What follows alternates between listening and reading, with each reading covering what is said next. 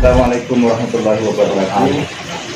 Kembali lagi di channel YouTube-nya Bang Farah. Hari ini kita akan membahas berkaitan dengan pandemi COVID-19 atau virus corona COVID-19. Mungkin kita sudah mengerti semua berkaitan dengan virus pandemi ini, karena sampai hari ini, detik ini, virus ini bukan semakin menurun, tambah hari semakin meningkat.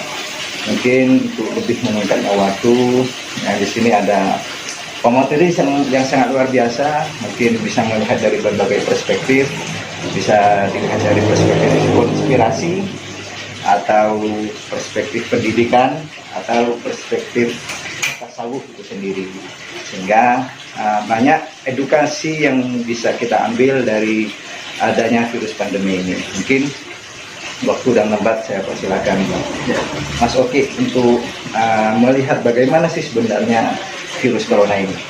Ya, terima kasih Bang Farah. Bismillah. Ya, Assalamualaikum warahmatullahi wabarakatuh. Waalaikumsalam warahmatullahi wabarakatuh. Mungkin hari ini kita akan berbicara tentang tema yang cukup keren ya beberapa bulan terakhir, yaitu corona. Nah, tadi dijelaskan bahwa kita akan meneliti bagaimana objek formal dari corona itu. Karena di dalam kalau kita meneliti kajian filsafat ilmu itu kan ada objek material, kemudian ada objek formal. Objek material adalah virus itu sendiri, sedangkan objek formal adalah bagaimana corona ini diperspektif ya dari berbagai macam disiplin ilmiah. Nah, tadi juga dikatakan bahwasanya ada perspektif konspirasi ya Bang. Betul. Ini cukup menjadi bahasan yang menarik di beberapa pekan terakhir, terutama di media sosial, terkait bahwasanya corona ini apakah memang murni dari alam atau memang kejadian yang diadakan. Betul. Kalau saya pahami ini dari statement Bapak Presiden kita Pak Jokowi yang memberikan status corona ini sebagai bencana non alam, Bang. Dalam artian ini berarti bukan sebuah bencana yang memang ada dengan sendirinya. Dalam artian ini sebuah bencana yang memang mungkin rekayasa ya. Ya, kalau kita ngomong seperti lupa saya istilahnya itu. Biokinetik bukan? Yang senjata itu biologis ya, senjata biologis. Nah, apakah itu benar? Nah, coba kita lihat dulu. Pertama ya, yang mempopulerkan bahwasanya corona ini sebuah konspirasi itu banyak. Tapi terkait kredibilitas argumen itu kita lihat dari orangnya dulu. Saya mengambil ini dari Budina Sulaiman, salah seorang tokoh yang mendalami kajian keilmuan geopolitik khususnya di internasional, bahwasanya corona ini sebenarnya dia melihat ada sebuah konspirasi besar di dalam corona, itu sebuah bisnis. Yang Budina ini melihat dari Bill Gates, statement seorang Bill Gates, salah seorang orang terkaya ya, salah satu orang terkaya di dunia, yang mungkin kita kenal dengan Microsoft-nya ya, Microsoft yang membuat Microsoft. Bahkan kalau kita lihat pendapatannya dari Microsoft itu satu hari sudah berapa miliar itu. Dia saya baca itu dalam satu detik penghasilannya itu sekitar 2 juta. 1 detik itu Bang. 2 juta apa? 2 juta rupiah. 2 juta rupiah. Wow. Ya, 1 detik itu Bang.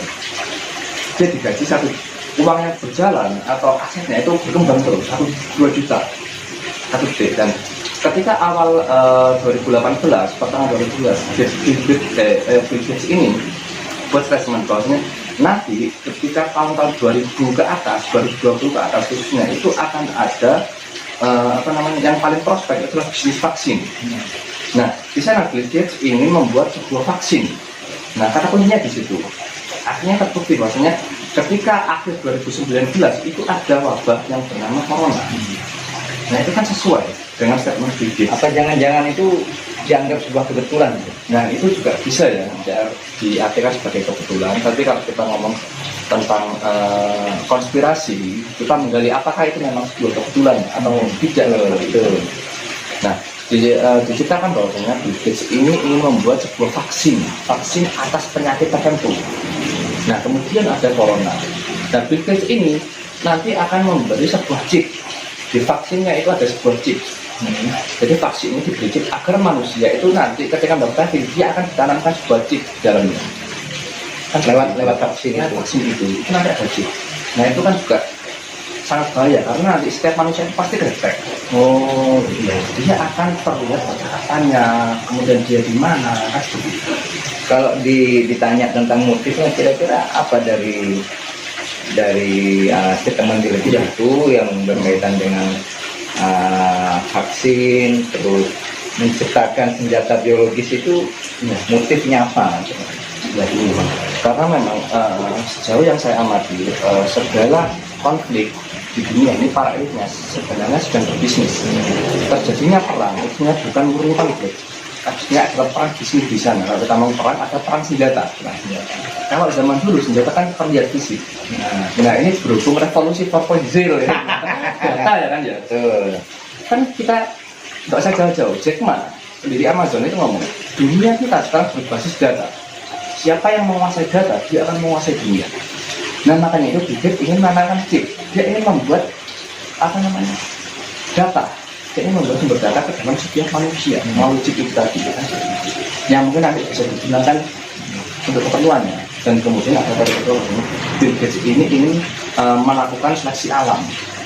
Nah, karena memang virus corona ini juga ibarat sebuah wabah yang muncul 100 tahun sekali ya, yang merupakan juga seleksi alam. Kalau saya sendiri sebenarnya agak sedikit ini loh, artinya boleh ya, artinya saya juga kadang berpikir bahwa corona ini apakah dia itu natural, artinya natural itu memang penyakit dari alam, dan juga apakah corona ini memang sengaja diciptakan oleh manusia dengan tujuan tertentu. Nah ini mungkin bisa dikaji lebih luas lagi berkaitan dengan teori konspirasinya. Artinya begini, kalau memang ini dari alam, tentunya obatnya ini kan dari alam juga. Seperti misal batuk, setiap orang kan pasti batuk. Flu itu kan pasti batuk karena disebabkan oleh bakteri dan sebagainya. Kemudian sesak nafas mungkin juga bisa. Nah, dari perjalanan corona ini, berbagai obat yang diberikan pada penderita COVID ini, itu kan seolah-olah itu mentah, seolah-olah itu ketolak. Gitu. Berarti apakah benar dugaan dari orang itu yang mengatakan bahwa corona itu ciptaan dari manusia dengan tujuan tertentu, entah itu biologis, entah itu dijadikan sebagai senjata biologis atau dijadikan sebagai ladang bisnis. Karena di akhir-akhir ini ya ternyata memang ada unsur bisnisnya juga gitu. Misal orang mau bepergian di luar kota harus rapid test. Rapid test itu bukan disediakan oleh pemerintah, mereka harus bayar gitu. Kalau tujuannya pribadi, tapi kalau tujuan negara bisa difasilitasi oleh negara.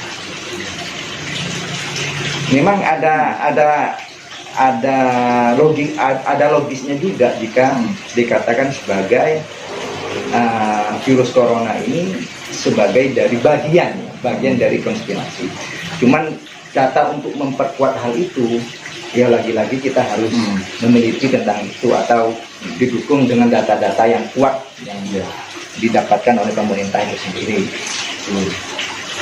Tapi ini Bang, kalau saya sih berpendapat dari perspektif saya sendiri ada motif dibalik sebuah wabah ini, khususnya corona ya. Karena apa? Kalau kita lihat sekarang negara itu kan mempunyai BIN atau Badan Intelijen Negara yang kemarin sudah menemukan obat meskipun ini belum sempurna. Ketika BIN itu berduet dengan pihak-pihak pakar virus dari UNED, kan sekarang sudah mulai ada, tapi belum sempurna. Mungkin ya kita doakan ya semoga vaksin ini segera sempurna. Meskipun kata WHO vaksin ini tidak akan bisa didapatkan minimal sampai tahun akhir 2021. Wah, WHO memprediksi seperti itu. Berarti hampir 2 tahunan lah. 2 tahunan dari munculnya virus ini. Karena memang virus ini berbeda dengan bakteri, Bang. Jadi kalau bakteri itu bisa dikasih obat. Tapi kalau virus itu tidak bisa, tidak ada obatnya. Hanya apa? Sebuah vaksin itu yang nanti disuntikan kepada manusia yang nanti memperkuat imun. Nah, contoh virus misalkan yang sampai saat ini belum ada obatnya, HIV/AIDS. Ya, betul. Itu kan nggak ada obatnya, tapi ada vaksinnya. kemudian diabetes, itu kan nggak ada obatnya, tapi ada vaksinnya. Kemudian demam berdarah, itu kan tidak ada obatnya, karena apa? Mereka virus.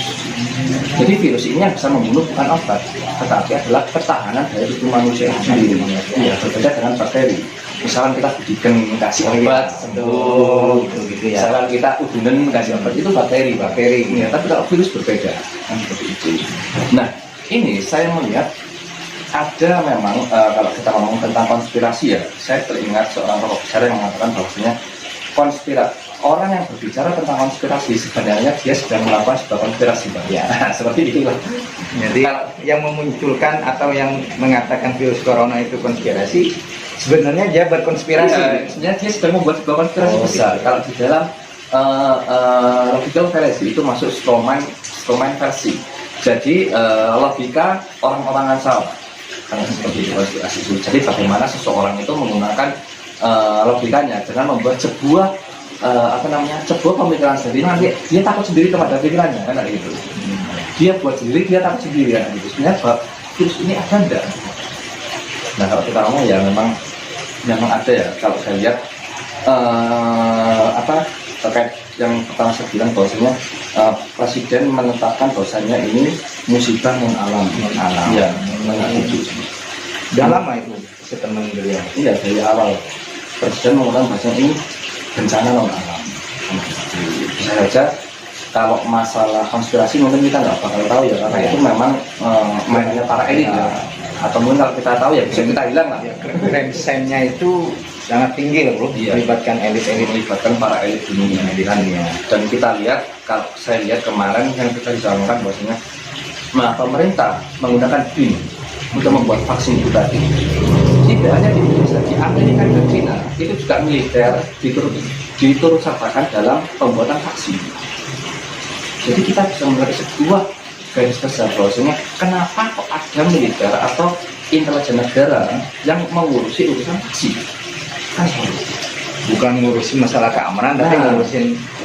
Tapi kan kita juga bisa melihat bahwasanya corona ini merupakan ancaman, Ya.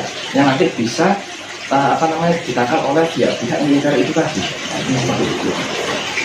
Kemudian dari munculnya awal di Cina, kemudian bagaimana ada yang mengatakan bahwasanya ini sebenarnya virusnya Amerika, yang bagaimana pihak Amerika itu menyelundupkan salah satu tentaranya yang telah diberikan virus ini kemudian diberikan ke Cina dengan harapan bahwasanya nanti Amerika tetap akan menjadi superpower.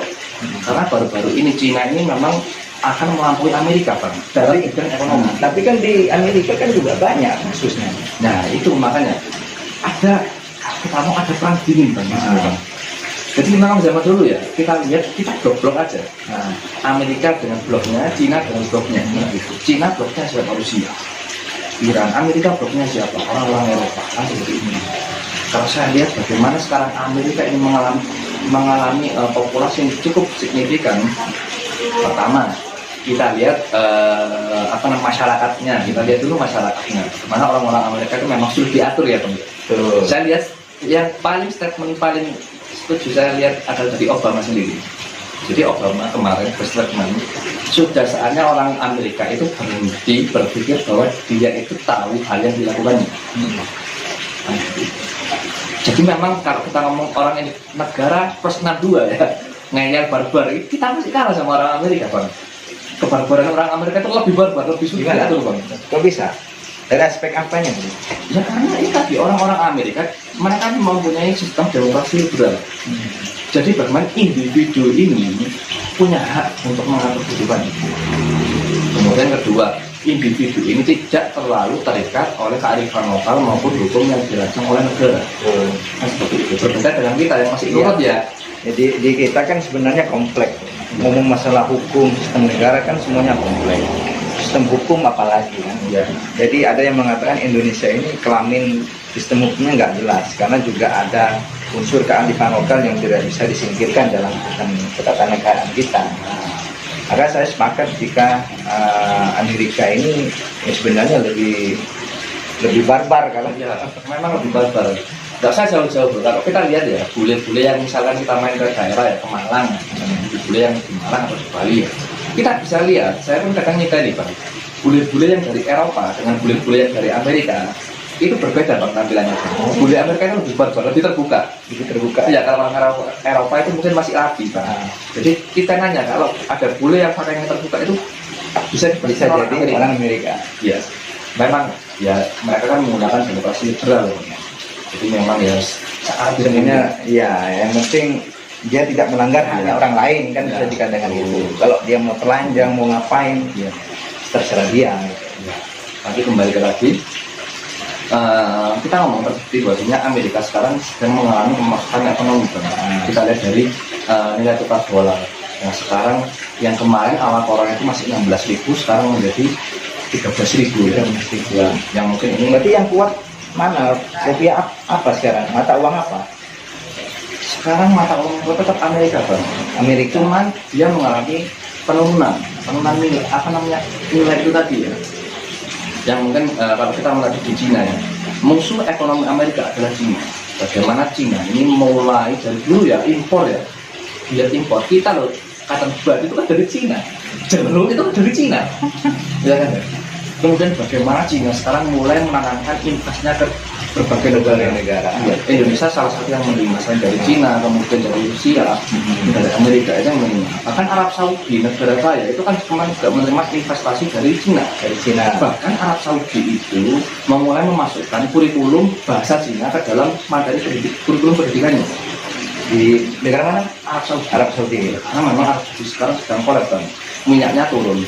Andai kan di Arab Saudi itu tidak ada haji, mungkin sudah kolab negaranya ini. Akhirnya kalau ada haji, tapi mereka kan makan dari haji uang jam kita. Kita kan kalau haji atau umroh kan diwajibkan membayar jam. Jadi termasuk Indonesia ini kan udah nggak ngirim untuk tahun ini. Memang kita apa seperti itu. Jadi tidak hanya di Indonesia, di Arab sendiri pun sebenarnya membatasi ya, atau menutup kuota bagi para haji dan umroh.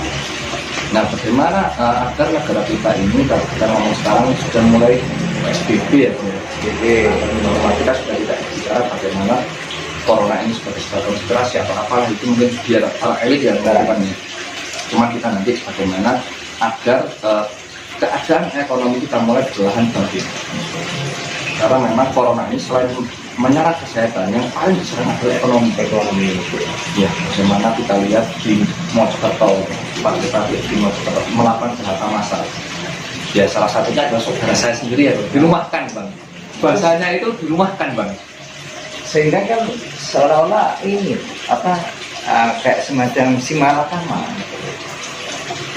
Ya, misal kita mau melakukan lockdown, ya, untuk memberantas penularan ya, mencegah penularan virus corona ini. Di aspek yang lain, yaitu tadi ekonomi akan semakin hancur, kan gitu. Karena tidak hanya seperti yang Anda katakan tadi itu, corona ini tidak hanya menyerang kesehatan, tapi juga menyerang ekonomi gitu. Sehingga bagaimana kebijakan yang diambil oleh pemerintah ini harus benar-benar efektif dan efisien, sehingga keduanya ini tidak hanya menyelamatkan ekonomi tapi juga menyelamatkan ya istilahnya kesehatan kemanusiaan itulah. Jadi yang perlu masyarakat lakukan kalau kita ngomong dari kita Saudi ya, kita tinjau bagaimana sebenarnya ketika ini haji ditutup, orang-orang yang mau haji mau umroh itu kan rata-rata orang yang punya bang ya. Kan mereka sementara ini nggak bisa tawaf di Ka'bah. Ya digantilah tawaf ke saudara-saudara mereka yang miskin, yang membutuhkan. Selain peran dari pemerintah, masyarakat juga harus turun berperan. Jadi dalam artian nggak usah tawaf kalau nggak bisa tawaf ke Ka'bah, tawaflah ke orang-orang yang tidak mampu di sekitarnya. Artinya kita harus menggali nilai yang ada dalam kebudayaan atau tradisi Indonesia, yaitu gotong royong gitu ya. Jadi membangkitkan lagi semangat gotong royong gitu. Berat sama dipikul ringan jinjing itu. Tapi ya filosofi itu seolah semakin hilang bro gitu. Semakin hilang karena masyarakat yaitu tadi kemarin-kemarin kan sudah terdoktrin dengan gaya-gaya orang barat gitu loh. Tetangga kanan kiri mungkin kebanyakan udah nggak kenal gitu karena sudah lewat HP gitu. Kalau sekarang ini kan teruji gitu, artinya bagaimana masyarakat itu memunculkan empati, bagi masyarakat yang lainnya. Edukasi itu penting kan. Dalam artian pemerintah seharusnya sudah mulai membatasi berita-berita yang terlalu berhubungan dalam corona itu, membatasi internet, terusnya, menyaring dengan segala. Karena kadang apa? Kalau saya baca berita itu kadang-kadang berita itu lebih bahaya dari corona itu sendiri, bang. Kan seperti itu. Masuk. Ya, berita itu kadang Lebih bahaya daripada corona. Iya, itu adalah corona itu. Sebenarnya ya, kalau kita ngomong penyakit, kita ngomong virus ya tadi ya.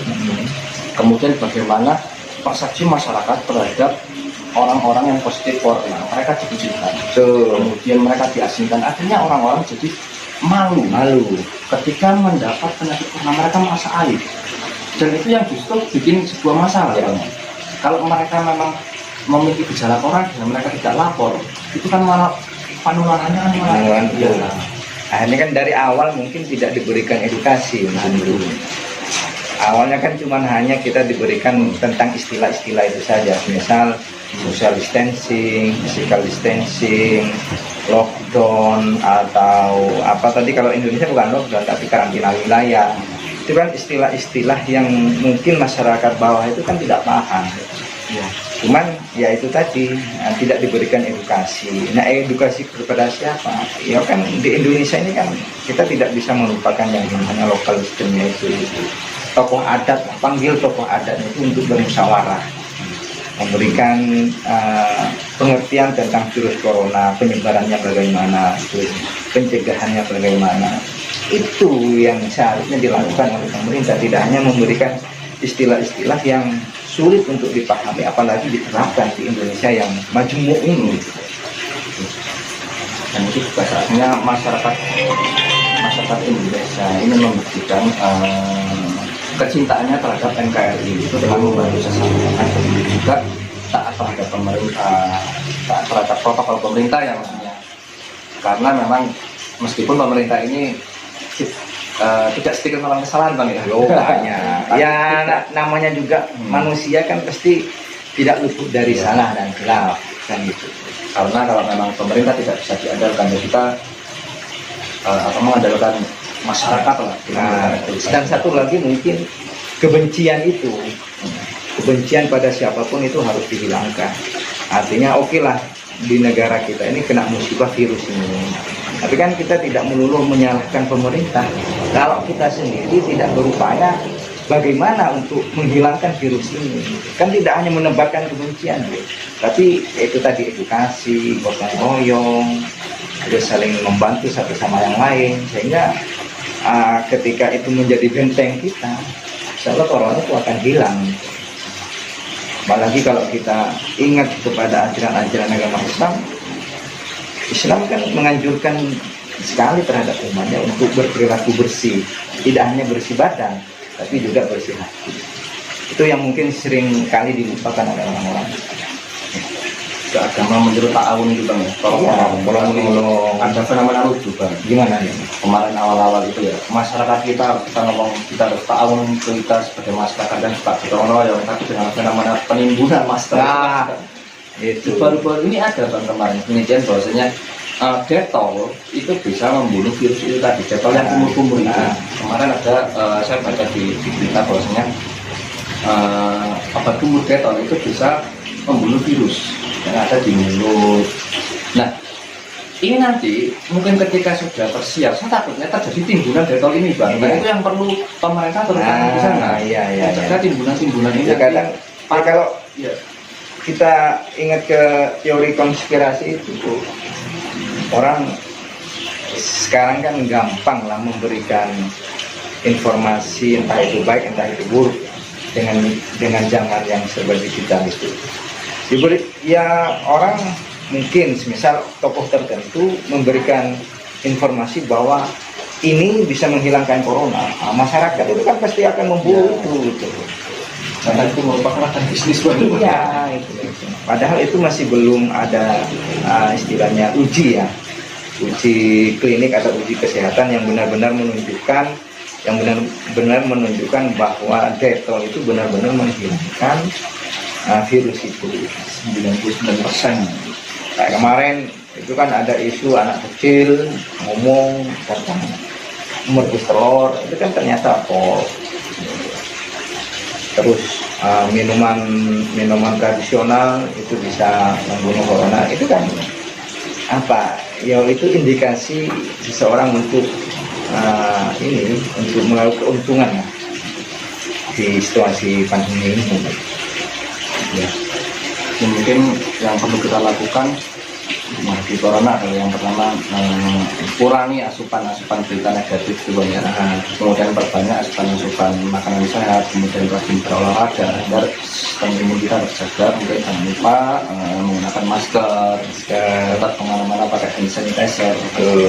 Meskipun ya boleh ngopi, meskipun ngopi ini termasuk salah satu tingkat penyebaran yang masuk di 9 poin ya, paling tinggi ya, warung kopi ya. Karena saya lihat rata-rata mungkin viewernya Bang Farhan ini rata-rata pengkaji kopi semua ini. Ya itu. Jadi tapi kopinya juga sebagai ini bro, apa istilahnya benteng lah, istilahnya untuk meningkatkan imunitas kita. Itu kopi katanya ini kopi itu juga termasuk salah satu faktor yang membuat kita itu kuat dari serangan virus corona itu. Tapi kurang tahu kopi yang seperti apa ya, saya kurang tahu. Maksud saya ini Bang, kopinya bukan, tapi kegiatan ngopi. Kegiatan mungkin ngopi. Ini para viewernya ini suka ngopi semua ini. Karena ngopi kan mesti merokok kan gitu. Ngopi, merokok, kumpul bareng. Nah itu kan juga kalau dalam waktu dekat ini lebih baik jangan dulu lah. Meskipun saya juga dengan Bang Farhan ini menggunakan protokol kesehatan, kita juga pakai masker, kita juga menggunakan hand sanitizer. Meskipun ketika kita live ini tidak pakai masker ya, sebenarnya kita membawa masker. Makanya kalau kita itu ngopi mungkin kita lebih selektif aja bro. Orang yang kita kenal, yang fair lah. Misal kita sakit ya kita nggak usah ngopi kan gitu. Artinya kita ngopi di tempat yang mungkin terjamin kualitas kesehatannya, kebersihannya. Juga dengan siapa nih kita ngopi kan juga harus tahu gitu. Tidak sembarangan semua orang ngopi gitu. Nah, kebiasaan itu di musim-musim seperti ini mungkin bisa dirubah. Kalau untuk ngopinya saya kira harus itu bro. Memang ya, karena dengan ngopi ada muncul inspirasi. Ngopi inspirasi kayak ini kan bincang-bincang santai Ya kan gitu. Kita coba dulu kopinya Pak. Coba. Tapi ini bro lagi pertanyaan saya, apakah dengan saya tidak mengatakan bahwa tempat ibadah itu ditutup, tapi ada pembatasan lah. Mungkin dengan istilah pembatasan itu di daerah yang penyebaran COVID-nya tinggi itu bisa jadi masjidnya ditutup sementara, tapi tidak ada pelarangan ibadah. Masjidnya ditutup atau tempat ibadahnya ditutup agar penyebaran virus corona ini tidak begitu cepat gitu, artinya tidak meningkat. Menurut ente kira-kira sepakat nggak dengan metode seperti itu? Ya memang itu kan sudah protokol Bang. Ini protokol pemerintah kan memang seperti itu, mewajibkan jarak kepada setiap komunal atau kumpulan. Ya, nanti kalau memang tempat ibadah ya mungkin banyak saya lihat di media sosial, bahkan di kawan-kawan di Facebook itu kadang-kadang mereka memang ingin eksis ya, dan maksudnya ketika mereka ingin eksis mereka melakukan sebuah kritik. Kritikan itu kan ada eksis. Kadang bilang masjid itu kan kadang dia sendiri tidak pernah ngaji dan ya itu kan juga kita mengurangi lah hal seperti itu, hal tidak berguna seperti itu. Kalau memang pemerintah mewajibkan khususnya daerah hitam untuk pelarangan ibadah terhadap masjid, itu kan memang demi kebaikan. Itu juga termasuk dalam kaidah fikih ya. Jadi dalam artian tujuan yaitu yang melindungi nafas, pelindungan terhadap jiwa kan. Tujuan diadakannya fikih adalah ada 5 kan, nafas, kemudian Idin, itu akal dan sebagainya dan seperti itu. Nah di sini pemerintah melalui bekerjasama dengan ulama memberikan sebuah keputusan bahwasanya setiap tempat ibadah yang berada di dalam zona merah atau zona hitam itu kan mengurangi rutinitas kegiatan beribadah. Tujuannya untuk ibadah tadi Bang, dia harus dipatuhi. Karena rata-rata kalau saya lihat di Korea, di Italia, pasta terbesarnya adalah dari orang-orang yang berada di kumpulan tempat ibadah. Di Korea Selatan itu saya lihat pasternya paling banyak dari paster gereja di Italia. Di India, Pakistan itu kalau saya lihat di Pakistan itu pasternya dari masjid. Khususnya jamaah Islam saudara kita yang punya istilah jamaah tabligh, yang suka Islam jamaah tabligh itu yang mereka tidak menetap di suatu tempat tapi dari masjid ke masjid yang lain. Jamaah kompor lah bang, kemana-mana bawa kompor dan sebagainya ke masjid, dari satu masjid ke masjid yang lain. Kemudian kita melihat di India bagaimana polisi India itu memukuli orang-orang yang ke masjid itu. Ya, kita lihat ya peran pemerintah yang memang tidak bisa disalahkan bang.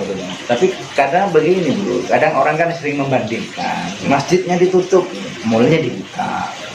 Nah itu, di sini disuruh jangan rame, di sini masih berkumpul. Nah, perbandingan kasus ini itu seringkali sama orang itu dipelintir gitu, bahwa wah urusan agama aja ditutup, urusan duniawi itu dibiarkan, khususnya yang ditengarai, wah itu pasti punyanya orang bos, ya bos-bos atau yang punya orang elit lah, yang dulu pernah membantu pemerintah sehingga itu dibiarkan, sedangkan masjid yang tempatnya orang ibadah, orang suci itu ditutup. Nah itu kan seringkali saya ditemukan di media sosial perbandingan kasus itu.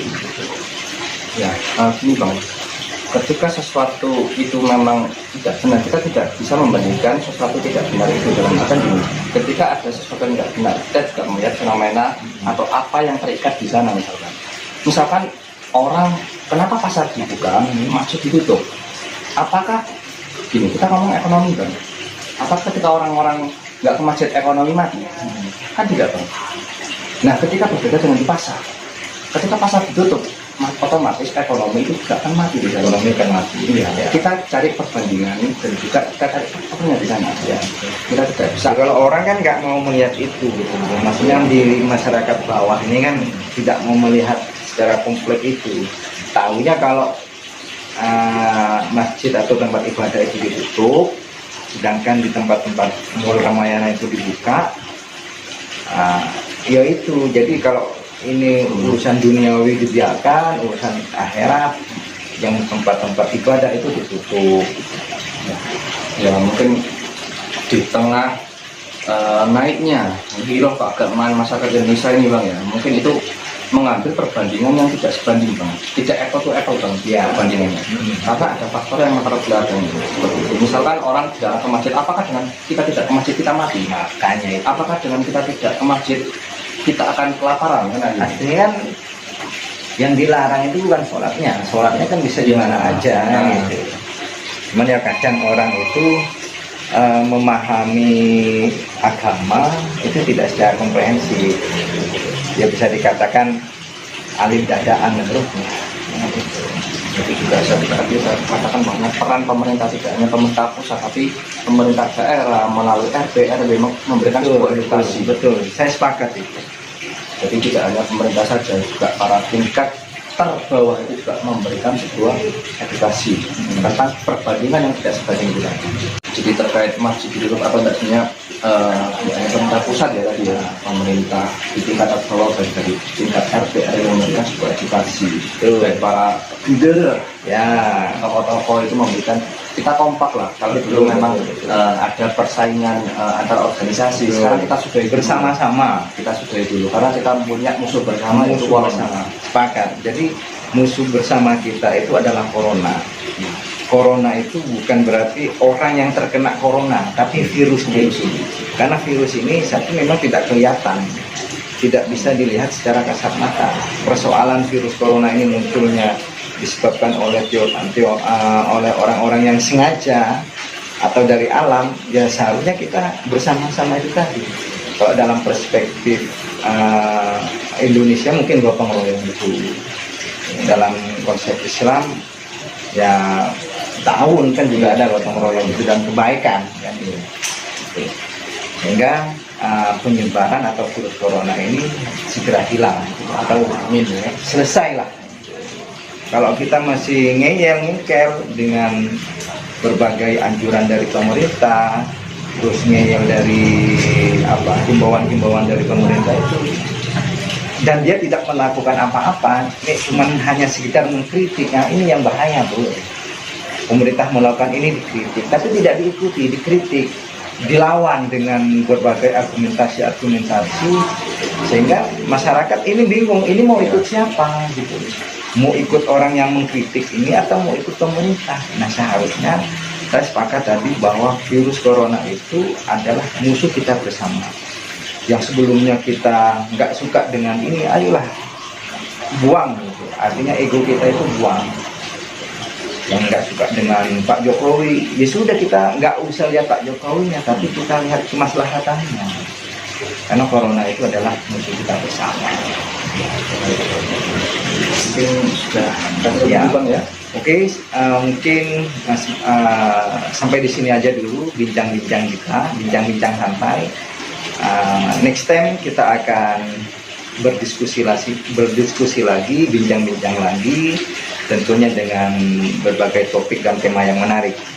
Tetap di channelnya Bang Farah. Jangan lupa subscribe, like, dan komen. Terima kasih, kurang lebihnya mohon maaf. Assalamualaikum warahmatullahi wabarakatuh.